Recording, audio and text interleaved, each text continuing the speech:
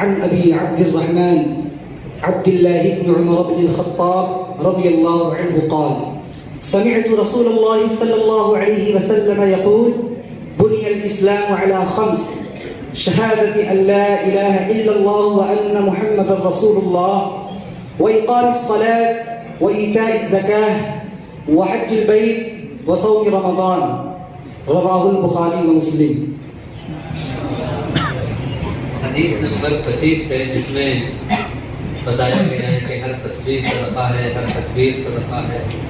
और عن أبي ذر الغفاري رضي الله عنه أيضا أن أناسا من أصحاب رسول الله صلى الله عليه وسلم قالوا للنبي صلى الله عليه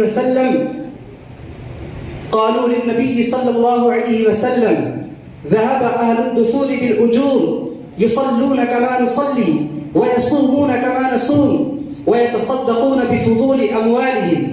قال: أوليس قد جعل الله لكم ما تصدقون؟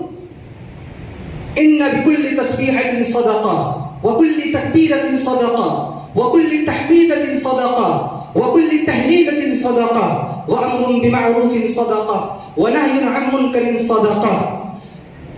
قالوا: يا رسول الله، ونهي عن منكر صدقة، وفي بضع أحدكم صدقة. قالوا: يا رسول الله، أيأتي أحدنا شهوته ويكون له فيها أجر؟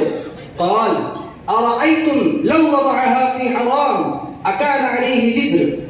فكذلك إذا وضعها في الحلال كان له أجر. رواه مسلم.